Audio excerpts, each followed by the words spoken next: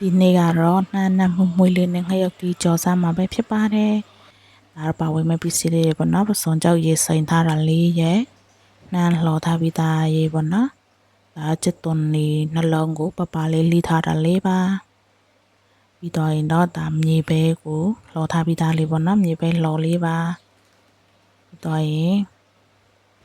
ငှက်ရုပ်တီကို9ဆွန်လောက်တောင်းထားတယ်ပေါ့နော်ငှက်ရုပ်တီအချက်မောက်ကို9ဆွန်လောက်တောင်းထားတယ်ပြီးရင်တော့စကြော်လို့ရပြီပေါ့နော်။ဦးထဲကိုစီထည့်မယ်ပြီးရင်ချစ်သွန်နေပပလှီးထားတာလေးတို့ပေါ့နော်။အဲ့ဒါကိုအရင်ဆုံး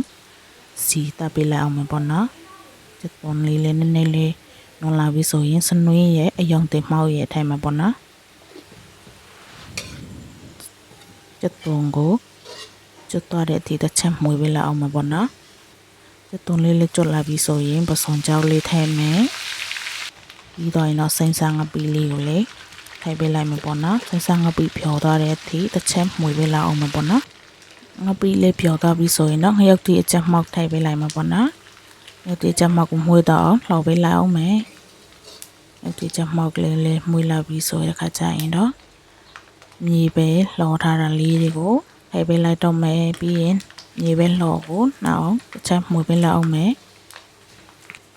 တော့ကနှမ်းဖြူပေးလိုက်မှာပေါ့နော်ပြီးနှမ်းကိုနှောက်မွေပေးလိုက်အောင်မယ်ရတာအတွက်ကတော့စာနေငယ်ရဲ့ချုံမောက်ရဲ့နည်းနည်းထည့်ပေးလိုက်မှာပေါ့နော်ပြီးရတာနှက်တော့အောင်မွေပေးပြီးရင်တော့ရောက်တီကြော်လေးရတော့ချက်ပါပြီးစားလို့လေးရပြီပေါ့နော်ပကံလေးတွေထည့်မယ်ပြီးတော့ရောက်တော့ဆရာအဆောင်နဲ့သမင်းစားမယ်ပေါ့နော်တို့ဆရာလေးကကြတော့မဖူးပြောက်ထားလေးပါမယ်စီရရဲ့ဥရှိရဲ့တခွားတီးရဲ့ပေါ့နော်မြုပ်တီကြော်လေးရတော့ရပါပြီ